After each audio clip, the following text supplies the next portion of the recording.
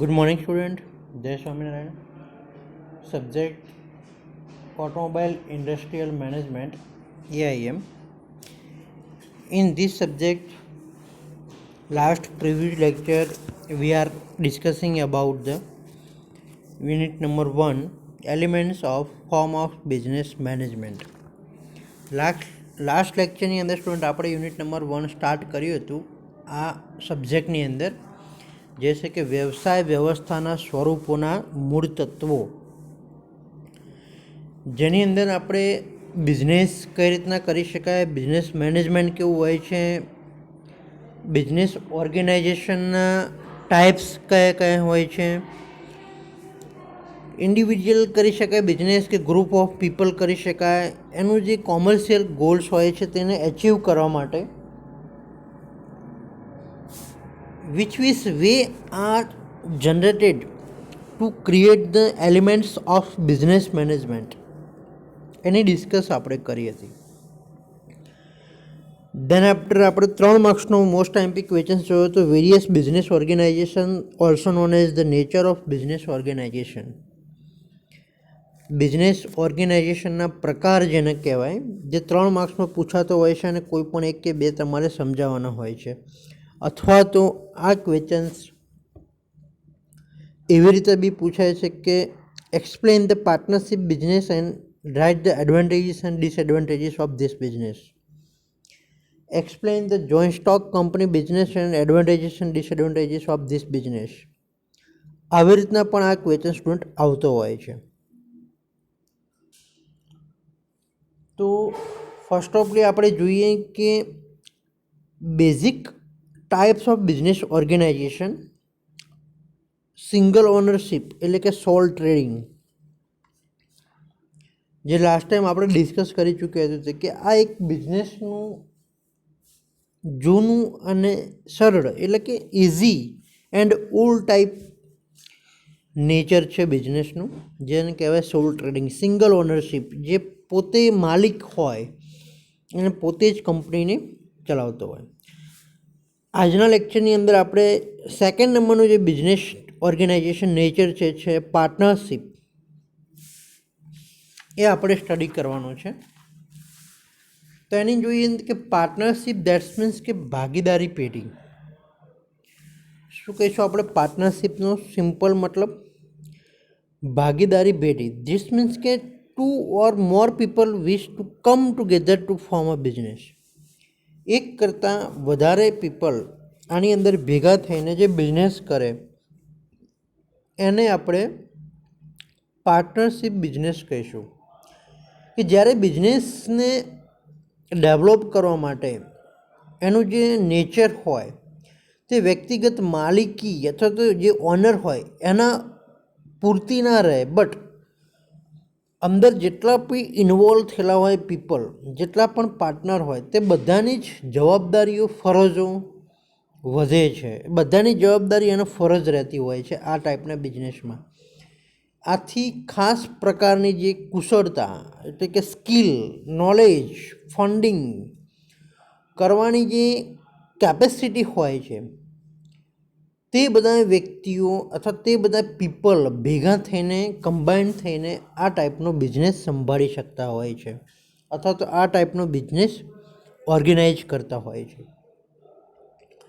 જેથી ફંડિંગની requirement, profit, એ બધા પાર્ટનરશિપને લગતા અલગ અલગ ડિવાઇડેડ કરવામાં આવતું હોય છે. જેમ કે ફંડિંગ, કોઈ પણ બિઝનેસ આજે ડેવલપ કરવો છે તો એના માટે જરૂરી જે ફંડ જે છે કોઈ પણ એક પીપલને આપવાની જરૂર નથી હોતી. જેટલા પણ પાર્ટનર હોય એ બધા જ પીપલને ભેગા મળીને ફંડિંગ એનું કરીને આપણે બિઝનેસને ગ્રો કરાવવાનું હોય છે. બીજી વાત કરીએ કે પ્રોફિટ અને લોસની, તો સિંગલ ઓનરશિપ બિઝનેસ આપણે જે આગળ સ્ટડી કરી ચૂક્યા એની અંદર તમે જુઓ કે ઓનેડ બાય 1 પર્સન. ધેટ્સ મીન્સ કે જે પણ પ્રોફિટ અને લોસ હશે એ એક જ પર્સન ઉપર ડિપેન્ડન્ટ હશે. જો પ્રોફિટ આવશે તો એક જ પર્સન થશે, લોસ જશે તો પણ એક જ પર્સનને તેની જવાબદારી, તેની રિસ્પોન્સિબિલિટી રહેશે. જ્યારે પાર્ટનરશિપની અંદર પ્રોફિટ આવે તો તેને શેર કરવો પડતો હોય છે. જેટલું પણ એન્યુઅલી કે ક્વાર્ટરલી જે પણ પ્રોફિટ થતો હોય તે ભાગીદારી પેઢીની અંદર જેટલા પણ ભાગીદારો હોય તેને વહેંચવામાં આવે છે. જેવી રીતના જવાબદારીઓને સત્તા વહેંચવામાં આવે છે એવી રીતને પ્રોફિટને પણ ડિસ્ટ્રીબ્યુટ કરવો પડે છે. એવી જ રીતે સેમ રોકાણની વાત કરીએ અથવા તો લોસની વાત કરીએ તો બિઝનેસની અંદર જે પણ લોસ આવે એ લોસ પણ દરેકની જવાબદારી સ્વરૂપે અથવા તો દરેકને પાર્ટનરને ભાગે પડતો ઉઠાવવો પડતો હોય છે. એટલે કે એક લોસ જે આવે એ લોસ પણ કોઈ એક વ્યક્તિ માથા ઉપર નથી.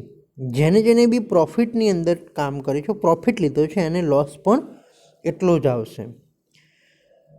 તો જેને કહી શકાય કે મર્યાદિત પ્રમાણમાં અને અનલિમિટેડ પાર્ટનરશિપમાં જવાબદારી અમર્યાદિત પ્રમાણમાં હોય છે. બીજું આ બિઝનેસની અંદર કે જ્યારે કોઈ એક પાર્ટનરનું મૃત્યુ થાય, ડેથ થઈ જાય, ત્યારે આ ભાગીદારી પેઢીનો આપોઆપ અંત આવી જાય છે. એટલે કે કોઈ પણ પાર્ટનર જો તમારે પ્રોબ્લેમ હોય અથવા પાર્ટનરને કંઈ એક્સિડન્ટલી થઈ ગયું તો તમારો પાર્ટનરશિપ બિઝનેસ ભાગી પડતો હોય છે. હવે વાત કરીએ ફાયદા અને ગેરફાયદા પાર્ટનરશિપ બિઝનેસના. Advantages and disadvantages of partnership firm. ફાયદાની વાત કરીએ તો 2 હેડ આર બેટર ધેન 1. કહેવત છે ને આપણે કે એક હાથ કરતાં 2 હાથ સારા, તેના જેવું છે. ડિસએડવાન્ટેજીસ સામે શું છે? Profit is shared. ફાયદો જે થાય છે એ તમારે શેર કરવો પડે છે. જ્યારે સિંગલ ઓનરશિપની અંદર પોતે માલિકને જ ફાયદો થતો હતો, કોઈને શેર કરવાનો નહોતો. સેકન્ડ ટાઈપનું વાત કરીએ ઇઝી ટુ સ્ટેબલાઇઝ એન્ડ સ્ટાર્ટઅપ. આની અંદર ફંડિંગ છે, મૂડીરોકાણ છે, એ ઇઝીલી થઈ શકે છે. ઇઝીલી આને સ્ટેબલાઇઝ કરી શકાય છે. રિસ્ક આની અંદર વધારે હોય છે, ઘર્ષણ વધારે હોય છે, રિસ્ક વધારે હોય છે.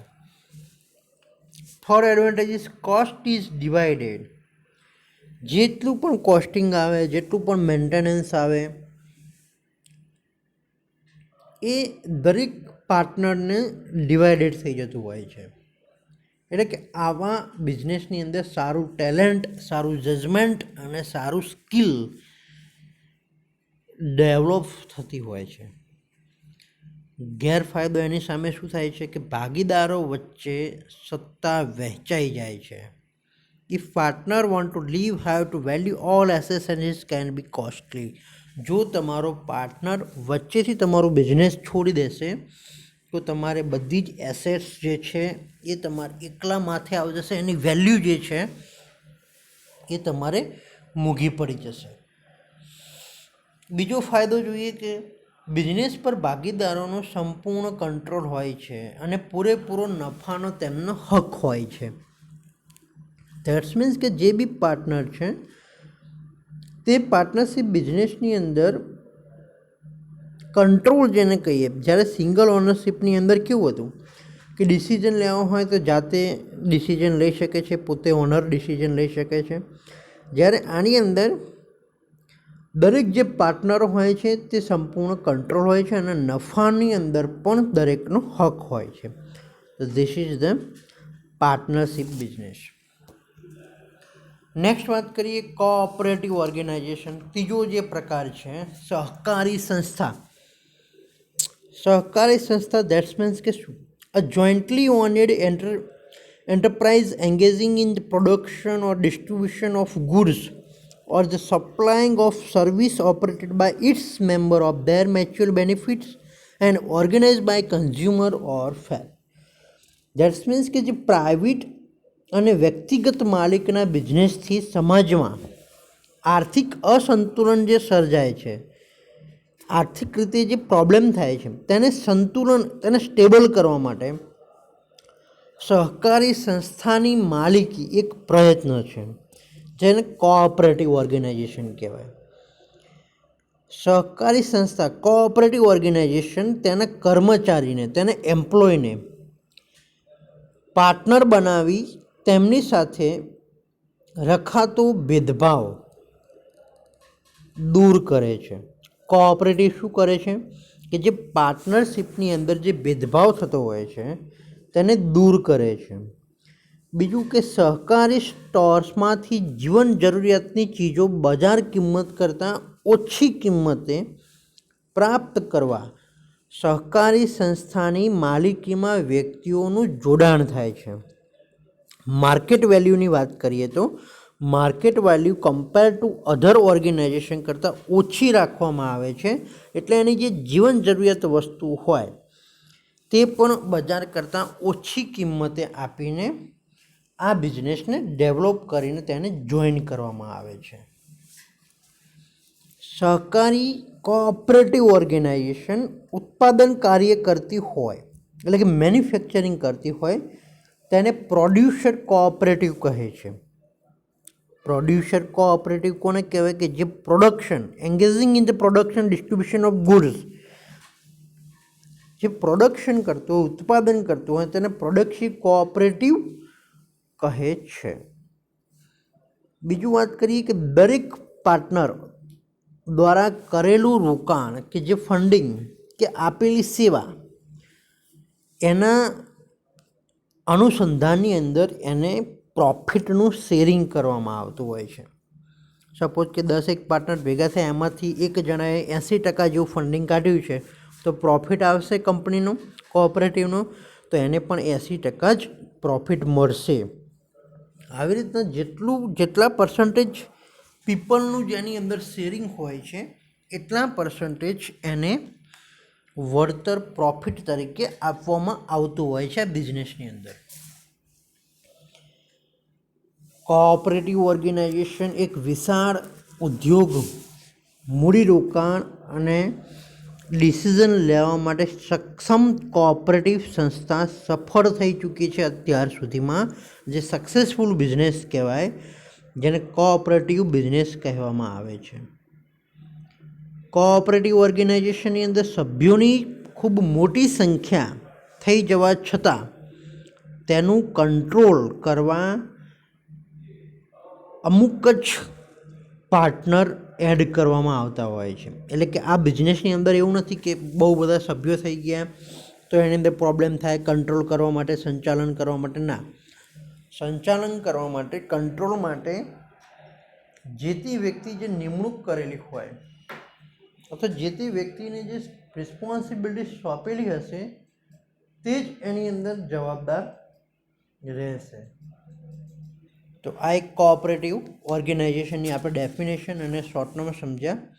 હવે એના ફાયદા સમજીએ કે કોઓપરેટિવ ઓર્ગેનાઇઝેશનના ફાયદા અને ગેરફાયદા શું છે. તમે જોઈ શકો છો advantages and disadvantages of cooperative. તો less cost of daily needs item, એનું શું છે કે કોસ્ટ જે છે ડેલી જીવન જરૂરિયાત વસ્તુઓ તેની કિંમત ઓછી હોય છે. બટ ગેરફાયદો શું છે? Doubt on the ability of member of organisation, જે મેમ્બરો હોય છે એની ઉપર ડાઉટ જતો હોય છે ઓર્ગેનાઇઝ કરવાનો. Structure is like democracy, democracy જેવું એનું એક માળખું તૈયાર થઈ જતું હોય છે આ બિઝનેસનું. ગેરફાયદો છે એનું લિમિટેડ રિસોર્સિસ એના જે કહી શકાય બેનિફિટના, પ્રોફિટના તે લિમિટેડ થઈ જતા હોય છે. ફાયદો શું છે ત્રીજો આ ઓર્ગેનાઇઝેશનનો કોઓપરેટિવનો કે government help for better development. આની અંદર ગવર્મેન્ટ ઇમ્પ્રૂવ થતી હોય છે, ઇન્ક્લુડિંગ હોય છે. ધેટ એટલા માટે ગવર્મેન્ટ આની અંદર ફંડિંગની અંદર ખાસ એવો સપોર્ટ કરતી હોય છે. જ્યારે પાર્ટનરશિપ અને સિંગલ ઓનરશિપની અંદર ગવર્મેન્ટ તમને કોઈ પણ ટાઈપનો સપોર્ટ કરતી નથી. ગેરફાયદાની વાત કરીએ તો ફ્રિક્શન બિટવીન મેમ્બર, ઘર્ષણો વધી જતા હોય છે એકબીજા પાર્ટનરમાં, કારણ કે આની અંદર વધારે પાર્ટનર થઈ જતા હોય છે તેથી ઘસારો આની અંદર વધી જતો હોય છે. નેક્સ્ટ વાત કરીએ ફાયદાની કે illegal storage of fighter can be controlled. જે ઇલીગલ ધંધા જે થતા હોય છે, ઇલીગલ બિઝનેસની અંદર જે એક્ટિવિટી થતી હોય છે તે કોઓપરેટિવની અંદર થતી નથી. બેનિફિટ ટુ પીપલ, આની અંદર માણસોને ફાયદો થતો હોય છે, કસ્ટમરને ફાયદો થતો હોય છે. બિકોઝ લોકશાહી ઢબની અથવા લોકશાહીની મેથડથી આ માલિકીનું સ્વરૂપ હોય છે. બીજો એક ફાયદો જોઈએ કે કોઈ એક વ્યક્તિને મોટો નફો મળતો નથી, બધાને દરેકને સરખો નફો મળતો હોય છે. સહકારી સંસ્થાની સામાન્ય વ્યક્તિઓને લાભ મળે છે, જે કોમન પીપલ હોય તેને આ ઓર્ગેનાઇઝેશનથી ઘણો બધો ફાયદો થતો હોય છે. જરૂરી વસ્તુઓ ઉત્પાદક મેન્યુફેક્ચરિંગ પાસેથી જ ખરીદવામાં આવતી હોય તે નીચા ભાવે પણ વેચી શકાય છે. ડાયરેક્ટલી આ કોઓપરેટિવ ઓર્ગેનાઇઝેશન છે તે મેન્યુફેક્ચરિંગના કોન્ટેક્ટમાં હોય છે, એટલે મેન્યુફેક્ચરર પાસેથી એનું સેલિંગ કરવામાં આવતું હોય છે, એટલે એનું જે બાઇંગ કરવામાં આવતું હોય છે, એટલે એને માર્કેટની અંદર એનું સેલિંગ કરીશું તો એ પણ સસ્તા ભાવે આ બિઝનેસની અંદર થઈ શકતું હોય છે. ગેરફાયદા ડિટેલ્સમાં બીજા જોઈએ આ ઓર્ગેનાઇઝેશનના, તો કે ફંડિંગનું જે મર્યાદિત હોવાથી નિષ્ણાંતોની સેવાઓ લઈ શકાતી નથી, એટલે દેટ્સ મીન્સ કે ફંડિંગ આની અંદર લિમિટેડ હોવાથી જે અધર પીપલની જે કોઈ સલાહ સૂચન લેવી હોય તો એની અંદર ઇન્વોલ્વ કરાતી નથી. બીજો ગેરફાયદો જોઈએ તો જવાબદારી નિભાવવા અને સત્તા કરવા માટે સભ્યો વચ્ચે સંઘર્ષ થતો હોય છે કે આ રિસ્પોન્સિબિલિટી કોણ લેશે, આ રિસ્પોન્સિબિલિટી કોણ લેશે. આ જોઈન્ટ સ્ટોક કોઓપરેટિવ ઓર્ગેનાઇઝેશનની અંદર આનો એક મેન આ ડીમેરિટ છે કે સભ્યો વધી જતા હોય છે, તેના કારણે સભ્યો વચ્ચે અંદર સત્તા મેળવવા અથવા તો જવાબદારી નિભાવવા માટે ઝઘડો, ઘર્ષણ જેને કહેવાય એ થતું હોય છે. બીજો એક ગેરફાયદો છે કે આનો સહકારી સંસ્થા સભ્યો જેઓ અન્ય નોકરીઓ કરતા હોય તેઓ સંસ્થા માટે પૂરતો સમય ફાળવી શકતા નથી. આની અંદર એવું કોઈ જરૂર નથી કે તમારે આટલો આ જ બિઝનેસ કરવો, તેના માટે પબ્લિક શું કરતી હોય છે કે જોઈન થઈ જાય. તમારી જે રેગ્યુલર જોબ ચાલુ હોય એ તમે ચાલુ રાખો છો, તે છતાં એને પાર્ટ ટાઈમ માટે આ બિઝનેસ તમે કરતા હોય તો કે જે કોઓપરેટિવ ઓર્ગેનાઇઝેશનની અંદર જેટલા બી મેમ્બર હોય છે તે આવા ટાઈપના મેમ્બર હોય છે જેની જોબ બી નોકરી બી ચાલુ હોય છે અને કોઓપરેટિવ ઓર્ગેનાઇઝેશન બી હેન્ડલ કરતા હોય છે, તો એને સમય પૂરતો આપી શકતા નથી. Member can not give enough time as they are working at other place. બીજી જગ્યાએ કામ કરતા હોય છે એટલા માટે તે પૂરતો સમય આપી શકતા નથી. તો સ્ટુડન્ટ આ વાત કરી આપણે કોઓપરેટિવ ઓર્ગેનાઇઝેશનના ફાયદા ગેરફાયદા અને તેની વ્યાખ્યા સમજી. આગળ આપણે જે ક્વેશ્ચન જોયો પાર્ટનરશિપ બિઝનેસનો, પાર્ટનરશિપ બિઝનેસ એટલું શું, તેના પણ ફાયદા અને ગેરફાયદા જોયા. આગળ આપણે એક લેક્ચરની અંદર સિંગલ ઓનરશિપ એટલે સોલ ટ્રેડિંગ એના આપણે વ્યાખ્યા સમજી હતી. સોલ ટ્રેડિંગ શું છે, સિંગલ ઓનરશિપ બિઝનેસ કોને કહેવાય, એના શું ફાયદા છે, એના શું ગેરફાયદા છે એ પણ આપણે ડિસ્કસ કરી ચૂક્યા હતા. તો અત્યાર સુધી આપણે જે વેરિયસ બિઝનેસ ઓર્ગેનાઇઝેશન નેચર છે, sole trading, partnership, joint stock company, cooperative અને સ્ટેટ એન્ટરપ્રાઇઝ, એમાંથી આજે આપણે બે ડિસ્કસ કરી, પાર્ટનરશિપ બિઝનેસ અને કોઓપરેટિવ બિઝનેસ ઓર્ગેનાઇઝેશન, અને આગળ આપણે સોલ ટ્રેડિંગ એટલે સિંગલ ઓનરશિપ ઓર્ગેનાઇઝેશન સ્ટડી કરી ચૂક્યા હતા. તો આવી રીતના ટોટલ સ્ટુડન્ટ અહીંયા આપણે 3 ટાઈપના જે બિઝનેસના નેચર જે છે, નેચર ઓફ બિઝનેસ ઓર્ગેનાઇઝેશન, તે અત્યાર સુધી આપણે સ્ટડી કરી ચૂક્યા છીએ. નેક્સ્ટ લેક્ચરની અંદર આપણે હવે જોઈન્ટ સ્ટોક કંપની કઈ રીતના ચલાવવી અને સ્ટેટ એન્ટરપ્રાઇઝ તેને રાજ્ય અને કેન્દ્ર સરકારોની માલિકી જે કહેવાય, તો સેન્ટ્રલ ગવર્મેન્ટ અને સ્ટેટ ગવર્મેન્ટ એ બધા બિઝનેસ ઓર્ગેનાઇઝેશનના ફાયદા શું છે, ગેરફાયદા શું છે, એના વિશે આપણે ડિસ્કસ કરીશું. Thank you.